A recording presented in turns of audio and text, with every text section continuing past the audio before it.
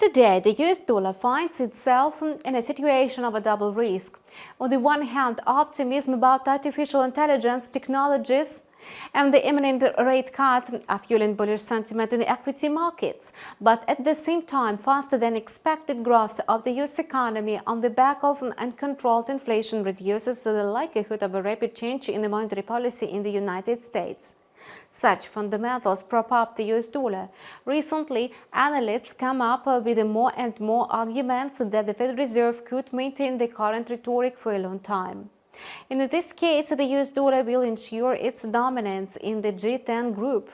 But first, investors must answer a key question: deflation or inflation?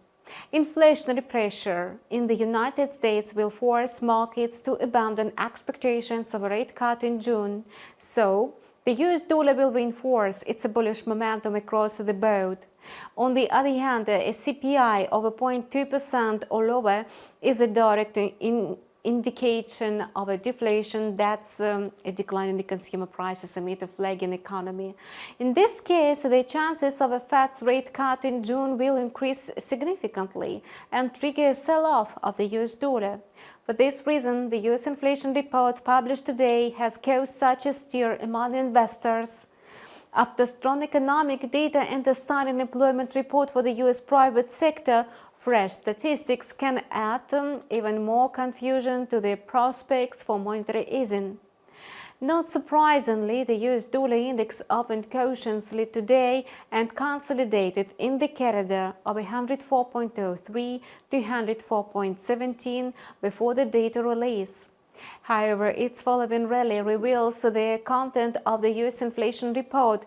In the very first minutes after the publication, the US dollar index soared to about 104.80.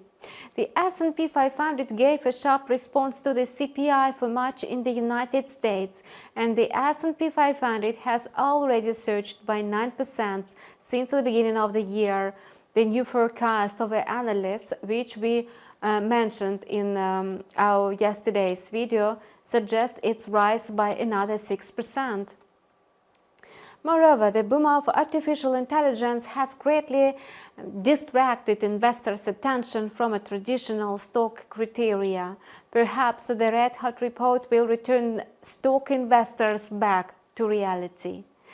At least today, the S&P 500 showed a completely adequate reaction to the economic news and tumbled to the lower border of the intraday corridor between 5,175 and 5,225 points. The inflation report looked a stubborn rise in the consumer prices. The annual CPI in the US accelerated for the second month in a row.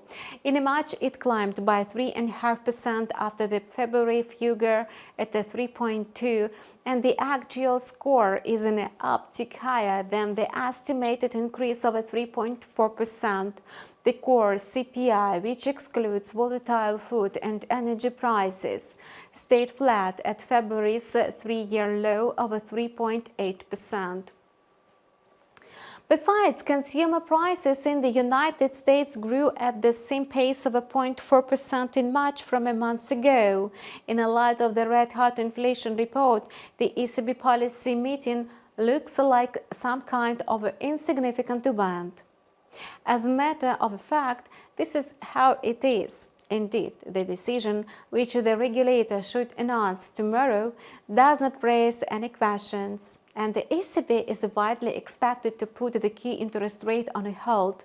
Another thing is that comments by the ECB policymakers on the prospects for future policy moves. There are options here. For example, Citibank experts foresee 4 rate cuts this year. Importantly, most ECB policymakers spoke out in favor of a rate cut in June, but there were also several speakers who assumed the first rate cut already in April. As for the plans of the Federal Reserve, it was assumed that in the case of a rise in inflation, interest rates in the United States would be first decreased no earlier than in the autumn. It turned out that the annual inflation rate accelerated to 3.5%, and this is a direct hint at the first rate cut only next year. So the US dollar immediately began a rapid rally. The euro-dollar pair took a nosedive to 1.0760, and the single currency came under pressure from the speculators, who strengthened dollar positions across the board. From the point of view of a technical analysis, the euro-dollar is likely to decline to last week's low, while the dollar is being brought up like not cakes. The euro is sliding down within the intraday corridor of 1.0760 to 1.0860. Given that a 1.0700 is the end point of this downtrend before the ECB policy statement, the euro-dollar pair may slow down its fall at around this critical support. However, it's already clear that the rate cut in June is out of the question in the Fed Reserve's agenda.